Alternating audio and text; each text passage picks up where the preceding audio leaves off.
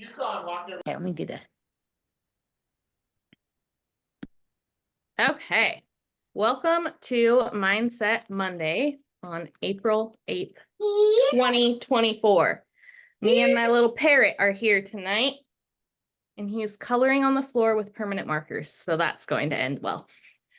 Tonight, we decided that we would do a Q&A.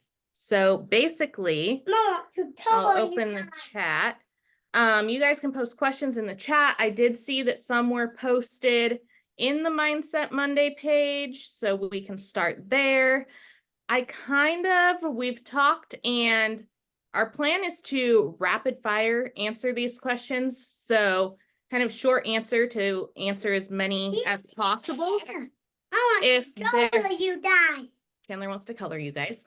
If there are questions that can be expanded on, and we know that there's more that we can say about them, we plan to write those down and have them for future topics on Mindset Monday, because tonight we just want to answer as many as possible with the short answer. So I'm trying to get to the page where I saw the most questions asked. And You ask Chandler. Chandler probably knows the questions. yeah, he probably does. What's the questions, Chandler? He's so excited for tomorrow. I don't know what he thinks we're doing tomorrow. Okay. First question. What would you say is the key to your success as an SSD? Who's gonna get? Okay. Consistency. There are going to be ups and downs, and I kind of covered this if you're in LDU. I kind of covered this yesterday in my little talk, but there are going to be so many times in your business, and I don't care if it's Scentsy or if you're doing something else. You're going to climb up that mountain, and you're going to be so high up in the sky, and everything's going to be great, and paychecks are rolling in, and things are great. And there's going to be times that you dip down in those valleys, and you struggle more, and maybe you don't see light at the end of the tunnel. Those are the times that you have to continue to be consistent doing the things that you know in the end are going to benefit your business. Because when you're down in those valleys and you feel like you're not doing anything, I promise you, if you continue to be consistent, you work really hard, you continue to follow up with your customers, then when the economy or whatever's going on that has got you in that dip, when that levels out, you're going to be ready. You're going to be ready for that next climb and that next rise. So you just have to keep spinning those wheels while you're down there in that valley and be consistent, because you want to be ready when you start to take off and go back up that big mountain for that next climb. So consistency is definitely what I think has helped me be successful. I agree. I'll piggyback off that too. I mean, that's 100%. I mean, the people that are successful in this business, they make it a priority, and you have to make Scentsy a priority. You can't make excuses and money at the same time. It's not going to work. So, if your priority is your kids' athletic sports and things like that, that's where you're going to put your time in, but Scentsy also has to be a priority. It has to be something that you just don't make excuses for. I'm too busy. I've got work. I've got kids' activities. I've got after school stuff. I've got this and that, because you can't make excuses and make money. If you are truly determined, if you know your why, if you have a big goal, then you'll do whatever it takes. That means if you have a 30-minute lunch break at work, and that's the only time you have to work your business, you're going to do XYZ. And like Shonda said, if you have a list of things that you want to accomplish each month, it's being consistent. If you only have 30 minutes once a day, then it's 30 minutes a day where you sit down and you just do Scentsy. And I think that if you would ask Kelsey and Shonda and me and any superstar director, it's that you just don't quit. Like, you don't quit, you don't stop. Things may get tough. You may get frustrated. You may have ups and downs, but you don't quit. And I think one big thing too is you have to change with the times. So if things aren't working, quit doing what you're doing. If things aren't working, quit doing what you're doing. Or if things aren't working, maybe do something. Maybe it's because you're not doing anything at all. So I know that, a lot of us have been around for a long time, and what I did, 16 years ago is not what I do today. What I did a year ago is not what I do today. you have to be okay to change with the times. If it's not working, then change it. If it's not working, do something. So that's just my biggest advice. Okay. Pivot. What? I said pivot. Yep. Pivot. Next question. There's some good ones. I'm trying to pick one. What? Hold on. I lost it. Oh, how would you best recommend expanding your business, gaining more customers, increasing sales when working on a shoestring budget? So I'll answer that. You don't have to have money to do this. You have social media that's free currently. You have a phone, I would assume, and you have people's phone numbers. None of that requires spending money other than money that you're probably already spending for your internet and your phone. So you're going to take out a list of 100, which if you're in our LDU program, you have that. If you're not, you should have that. You're going to take out that list, and my biggest tip would be to have a booking blitz. You're going to go through that list and you're going to take 15 minutes of your time and you're going to contact as many people as you can and ask them if they would like a shopping link, if they would like a basket party, if they would like an in-home party. Parties are the key to getting you more customers. I've been on a big kick lately of shopping links, and I've done them in the past and they didn't work. But in the past, I was also having parties like in people's homes all the time, and that's what was working. And like we just said, you have to be willing to change with the times. So I went back and I thought, all right, I'm just offering shopping links. I've gotten so many new customers in the last month or two because people are sharing a shopping link. When before, that wasn't what people wanted to do. People wanted to have everyone come to their house and get it over with in 3 hours. Now, oh yeah, I can send that link to my friend. Oh yeah, I can share that link at work, and people are shopping. So you have to talk to people. You have to meet new people, but you can do this through one person. You can have one person who says, yes, I want a shopping link, and suddenly you have 10 new customers. Today, I just got a new team member that I don't know her from one person that had a shopping link. This person placed an order that was a hefty order, and I reached out and said, hey, have you ever thought about doing this? Because you could have made X amount of money off your purchase. She wanted more information. It took a couple weeks, and here she is today. So that's what I have to say on that one. You don't need money.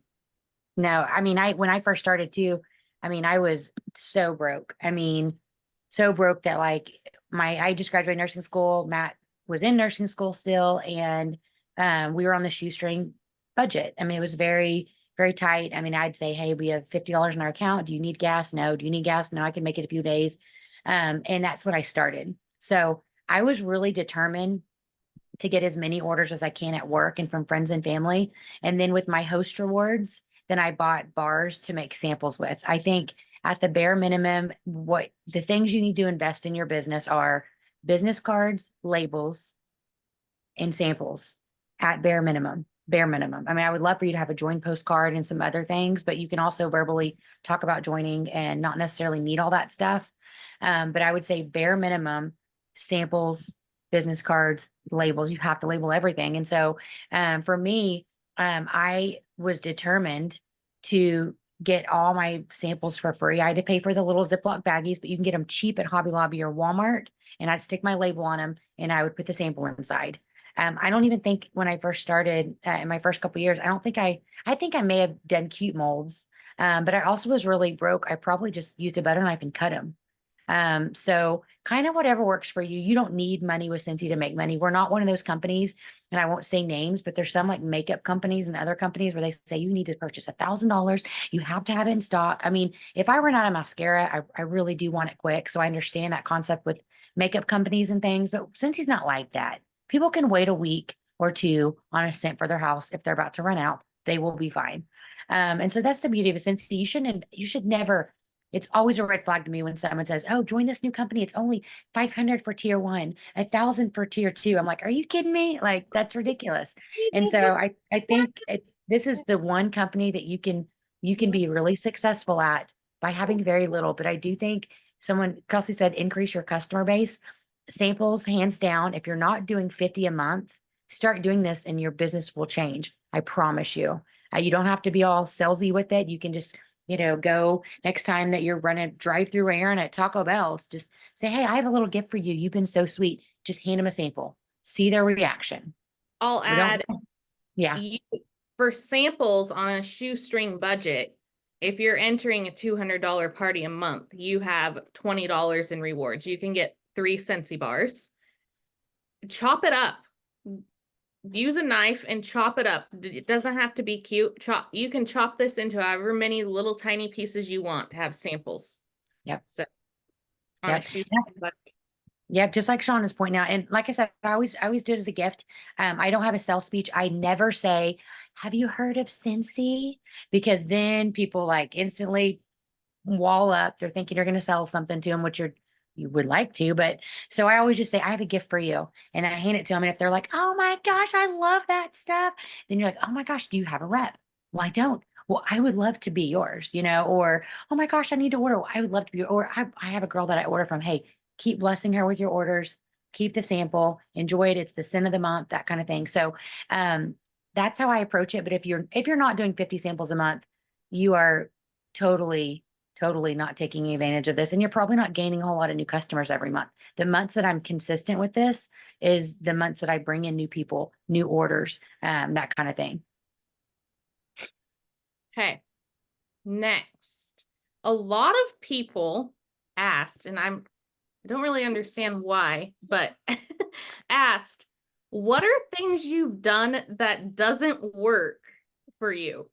I think that's a weird question, and I'll tell you why. Sonda has a lot. Look. I'll take it. But I think it's a weird question because I can say I've done a lot of things that don't Yeah. work, Mhm. but I can't pinpoint one particular thing because I don't do that thing anymore. I mean,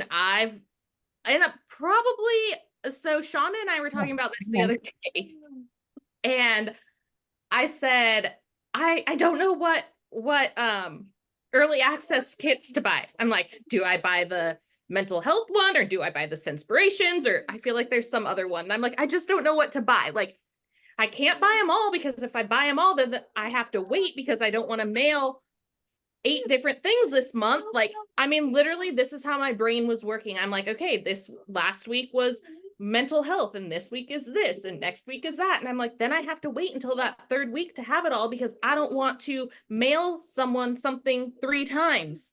So what doesn't work for me is buying every kit early. I picked one. I'm going to buy this month the Senspirations, and that's what is going to work for me. I'll make a postcard of the other things that are coming in May, but I feel personally in my business and with my customers, they're going to like those Senspiration scents best. So those are what I want them to smell.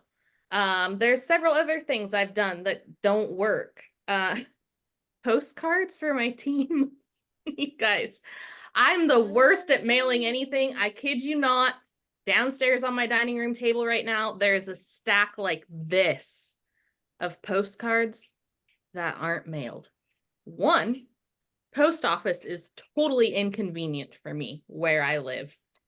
So I never go and buy the stamps. It just doesn't work. Another question that was asked was, how do you recognize your team? Not with postcards, because I've tried and it does not work. I recognize my team on our team page. My top 5 get a little gift from Amazon every month. It's just different. But so what have you guys done that doesn't work? So Kelsey knows this because I started doing it with her, but that was scent crates. And it's not that they didn't work as far as me getting PRV. It took a while. I built some customers up and I got those customers. But doing those personal scent crates drove me insane. We live a very busy life since I do Scentsy full time. and my husband's in the car business. And so, we camp a lot. And sometimes that is like Thursday night until Monday afternoon that I'm gone. And so, no joke, every time I get ready to do a scent crate, I was at the camper. I was at the lake and I couldn't do all the things. And then I'd be trying to do graphics and it just didn't work with my lifestyle. And I think that's something that sometimes you have to reevaluate and say, is this truly bringing me joy in my business? And it's okay if it's not. I mean, fight through it and try to continue with something if it's working for you PRV wise. But if it's making you miserable and it's sucking the joy out of what you're doing, just don't do that anymore. Do something different. Do something that works for your lifestyle. Kelsey's home a lot because she's got kids that have to be here and there and everywhere, but she's in her area a lot, so that works really well for her. But it just didn't work with my lifestyle. And I hated that because I know like she gets tons of PRV off of her scent crates every month. And I wanted that, but I didn't want it enough to give up the lifestyle that I was living. So it's okay if you find things that don't work for you. I would say one thing that's probably been the biggest thing that I tried to cut out is delivering orders. So I used to always deliver, even local, put them on their porch, and it takes a lot of time. I mean, I just got a $500 order in that I sorted this morning, and a couple customers were 20, 30 minutes away. So the ones that were farther away, I said, if you want to come do a porch pickup, then you can pick a scent circle and I'll put it in your bag. And you don't, I mean, they go crazy for scent circles. So what I do is every time I put a party order in, I try to stock up on scent circles with my host credit and half price if I've used my host credit for something else. So I typically don't pay for my scent circles. That's one thing that I always stock up on. It's just easy for me to do. If I have $75 in host credit, buy a couple packs of scent circles. It's not costing me anything. And so people geek out over that. I had one lady today, I texted, she's a brand new customer. And so for my brand new, if they've never ordered from me before, I always put a mystery gift inside their order just the first time. And it's typically what I've got from Host Rewards. Like I had a bunch of dryer disc. And so I took out of the box one dryer disc and I put it in there and she was stoked. And then I also said, if you want to come pick it up for me, then I'll put a free scent circle for your car. Oh my gosh, I would love to. She was at least 30 minutes away from me. You guys, there and back, that's an hour drive that I could be doing so many other things. A lot of the other local people now, they know just to come pick it up for me and I'll put a scent circle in their bag. And like I said, I mean, I had a total of, I want to say there were 8 or 9 customers. I'm making one delivery tomorrow, but it's to an elderly lady who's really sweet. She's only about 10 minutes away. But if I delivered all 8 of those orders tomorrow, that would take me a couple hours in my day when I could be doing so many other things. So that is one thing that I cut out. And it's been huge for my business, my life. It saved me time. And money is time, you guys. I can be doing other things to make income instead of delivering orders for 2 or 3 hours a day. So I know you guys do that a lot too. Yeah. So I have started, if people won't come pick it up, but they also won't pay shipping, I do one delivery day once a month. And we just did it the other day. You want to know how long that delivery day took me? 4 hours. Yeah. 4 hours, which yes, I had a bunch of orders that I had saved up over March, but like it would still, regardless, it would have taken 4 hours had it been broken up throughout the month. So I might as well figure that, Kelsey. Figure how much you made per hour. Like on all those orders, if you divided that out, how much did you actually make per hour to go deliver those orders? Not much. No. Okay. I just read another question. There's lots in the chat. Oh, yeah, there's lots of questions. So, I like this one. Where does it go? Somewhere, basically, how many hours a day do you work? Like, yeah, amount of time in a good week and a not so productive week, hours wise, that you commit to your business. I work in a weird way, I guess. And being that I stay home, I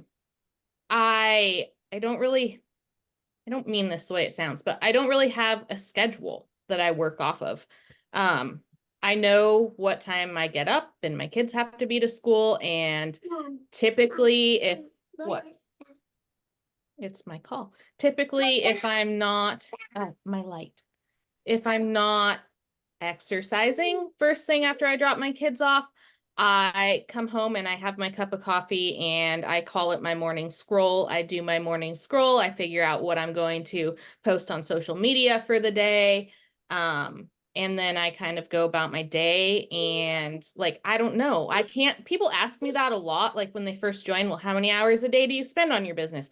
I don't know because it's 15 minutes here and a half an hour there. And oh, I'm answering. Yes, I answer messages all the time when I'm in the shower because we have an open shower and I have like this little wall that I can like keep my phone on. I get so much work done in the shower, you guys, because there's nobody there to bother me. So yes, I work from the shower a lot. Maybe I take 45-minute showers, but hey, that's okay. You probably all got messages from Kelsey when she's in the shower if you Yeah. message. Yes, There's I'm voice messages and we can hear the shower in the background. Yeah, yes. But so that's hard to, I would say I don't necessarily have unproductive weeks, but I have unproductive days, maybe. I feel like I've always accomplished something in a week. So Jamie said she does about 20 to 25 hours. I was about to say that's probably about what I work, depending. So like this morning, I did Cincy until I had to go run a bunch of errands, but I would say probably a couple hours today. But then it's like, tonight, and then after this, I'll be, I need to get caught up on my LDU Excel sheet and things. So it's just sporadic. But I would say when the season of life I'm in right now, a majority of mine is Monday through Friday. yes. The weekends, I don't prep, I don't do samples on the weekends. I hand out samples, but I don't do list tasks on the weekends. So like recognizing top 10 sales, that kind of stuff, sending out stuff, emailing customers, I do all that Monday through Friday because the weekends are just so busy. The weekends I still work some, but it's just answering questions or going through and taking orders of people. I'll take orders from people morning and night for the most part. So Monday through Friday is typically when I work, and I love Jamie. Jamie's very strict about work hours, and it's amazing because it sets boundaries. And a lot of times too, when I first started Cincy, I would answer questions, from downline even at 11 o'clock at night. And I've learned that now, I mean, that's typically I'm older, so I'm asleep by then. I'm not like Shonda and stay up till midnight every night. But before I would just not answer questions after a certain time if I was still up, just to set that boundary that, hey, this is my time.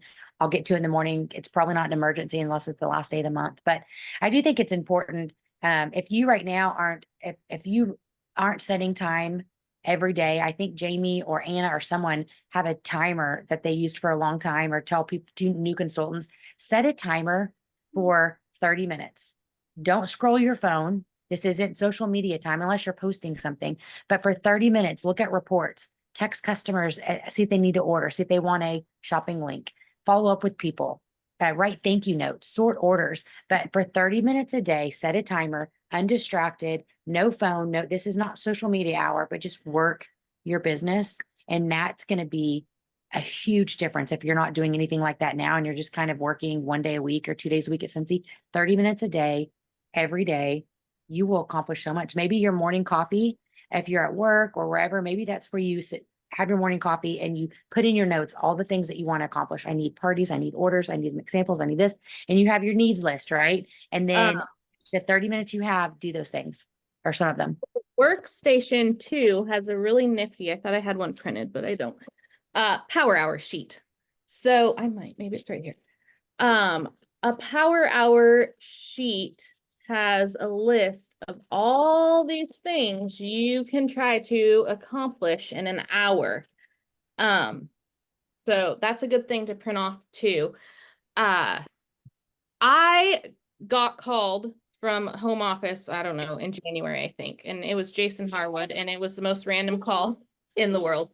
And he says, hey, I wanted to know what. Am I don't do my thing?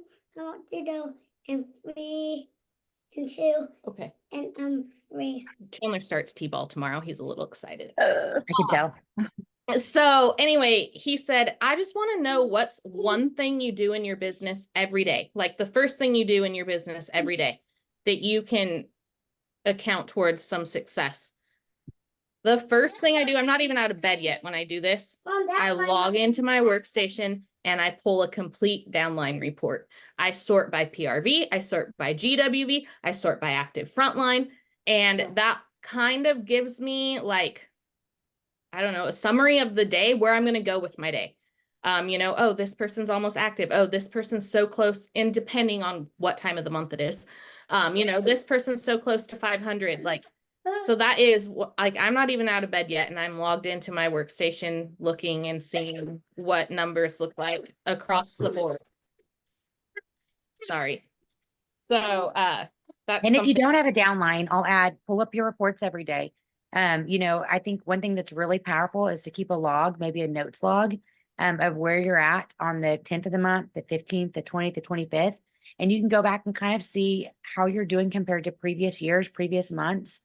If typically by the 8th of every month, you've sold 200 or 300 and you're at, 100, push yourself a little farther. So I think it's also important, if Kelsey's talking about if you have a big downline to do these kind of things, but if you don't have a big downline, I think it's really important to start your day off looking at your reports, looking at what you've sold, that kind of thing. What? Oh. Shonda, do you see any questions that you want to answer? Let's see, we've got 3 minutes. Chandler. Crystal was asking about events. I know she has an event coming up, and I think that's a good question for a lot of people that maybe haven't done events yet and are scared to. I'm scrolling back, it was close to the front. She says, do we need a seller license like at an event? My nail tech's having an open house. I've never done one before. First of all, don't be scared. Don't be scared to go and do these things. Roseanne Mike can actually help with that. She lives in California, Roseanne. I don't know if y'all have to have a license of any kind to participate in events there. I know Roseanne does some events. Some events do. I have never done an event where it is required. I look for the ones that aren't.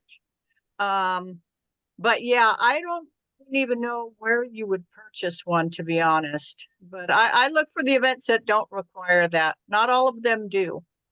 Yeah. And I if Sarah it's might an open know. house like that, a small open house, it's very unlikely that you'll Yeah. have to have one. Sarah's got her hand up. She might have some insight. Yeah. Go ahead, Sarah, unmute.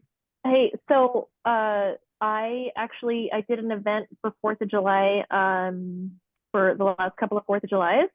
And those are the only events that I've ever done. And the organizer did have a space there when we were filling out, requesting to have a spot there, and it asked for your license and stuff.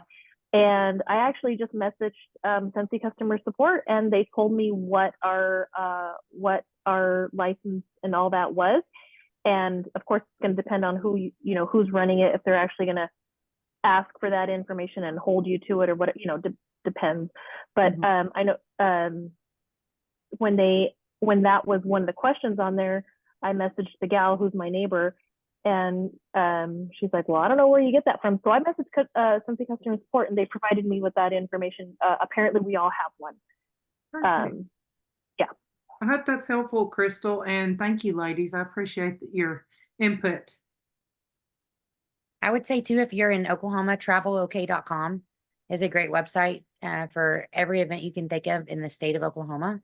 So travelok.com. Also a big thing is just searching Facebook for vendors near me, vendor events near me, vendor groups, OKC vendor groups, Tupelo vendor groups. So play around and search and join all those groups. I have 2 that I'm a part of, and I actually just tried to snag a vendor event last week for this coming September. And I messaged the girl, and I think I'm the first one that messaged her. She said she was going to get back to me today, and she hasn't yet. So I'm going to follow up. But so I'm a part of a couple different vendor groups. I tried to sign up for this big one. It's a huge one that they have. It's for Alzheimer's here locally, Mistletoe Market type thing puts on. And I go to it about every year, and it's massive. And so I filled out all the forms. And then at the end, she's like, oh, we already have a Scentsy person. I was like, well, she drops out, let me know, because it's a huge event. So I've gotten both of those, or I've gotten the contact for both of those from these Facebook events. So just get really creative. I don't know if Kelsey and Sean have any other tips on that. Nope. I don't None. do a lot of events. Me neither. This year I Okay. did one big event. It's a church event. And it's always been my biggest one. And so I always do it because it's a fundraiser. And so, to me, events are not about selling. To me, events are about meeting people Yeah. and seeing customers that maybe I haven't seen in a while. So that's how I do Yeah. them. Yeah, and events aren't big money makers, but they're big at getting you lots of fresh Mhm. faces. And Yes. I mean, at an event, it's kind of like a fundraiser. You just want to break even, but gain a lot of customers and some recruits and parties and things like that. So I enjoy them because they're exhaustion. They're Exhausting. exhausting, but Can I really add fun. something? Can I add Yes. something? Mom, Another thing that I do besides events, they're not my favorite thing to do, but I do them because I need new customers and I'm trying to grow my customer base. But I go to I go to grand openings too. If I see a new business that's having a grand opening, I go and introduce myself. I go by myself. I introduce myself. I take cards, maybe a couple of samples. And that's a great way that you're exchanging business cards a lot of times too. So I've been able to get new customers that way, and I am seeing the other businesses in my community. So that's another way. You don't have to set up a table. Just show up, introduce yourself, and pass out some business cards. That's genius, Roseanne. Yeah. Thanks. Another idea is to go to open houses for homes. That's a great idea. I'm sure all of you that have been in for a long time have a lot of used warmers that you have 'em even in your office or you clean them up and you do something with them. But that would be another really great idea is to clean up your used warmers and hit up open houses and go in and ask if you can set a warmer up, give them a bar, if they'll hand out your information or hand out your business cards or whatever as people come in. That's a great idea. Having a drawing box is another great way too. If you're going to an event, you can just leave your box on a table with a sign. Hey, maybe have a small gift on that table. I'm doing a drawing, enter your information and you'll be in the drawing. So you don't even have to have a table set up. Just set it up anywhere and you can get new contacts that way too. Yeah, one more thing. Dylan just said senior living spaces are great. Oh my gosh, one of the best vendor events I did last was at a senior living, and I learned. I've done it twice there, but I learned the first time that the people live there, and so like room sprays are a huge hit. Scent circles, they don't really care for them. So a few of them did buy them and they hung them in their closet in their room, but room sprays were huge. Little plugins, like the smaller ones were good. A lot of people didn't have as much counter space, so they liked the actual warmer and the bars. But now that we have all kinds of products like Counter Clean, the Fresh, when I do my next one at this place, I'm going to buy a lot of Scentsy Fresh because I think all these people would like to spray the Fresh all over their rooms. And so I think so think about that too. Market to, if you do get vendor events, market to the crowd. But definitely hit up local senior living places and ask, do you have any events this year? If so, do you need vendors? That's a great idea. Fragrance flowers, yes. Yes, those would be great. Yes. All right, Kelsey, Shonda, do you guys have anything else that you want to add? No, I think we can go through and kind of read other questions and answer them on the page if we need to. But And we will have a guest speaker next week. It's a surprise. You'll find out, but we'll have a guest speaker next week. It's going to be fantastic. We've been planning out the next couple months, so I hope that it's a lot of good content. If you guys ever have any suggestions, please message us, because we're always trying to brainstorm ideas on what we think that you need. But if there's something in particular, or maybe there's something that one of you guys are doing really well and you would like to share, then we're going to sketch you in hands down 100% to help us with one of these weeks. So just let us know. We're excited that you guys all joined us tonight. We did a great group tonight. Another thing is there's 2 weeks worth of surprises because the next week we have a surprise for you too. So Ooh, do I know about this surprise? I hope so because you're part of it. Because we talked Yeah, about it I'm today. not sure what the surprise is either. It's Me been a neither. Monday. It has been a Monday. Well, we appreciate you guys joining us tonight. Kelsey, thanks for running the show. You're awesome. Yeah. See you guys. See you guys. Bye. You guys have a great rest of your week. We'll see you next Monday. Bye, everyone.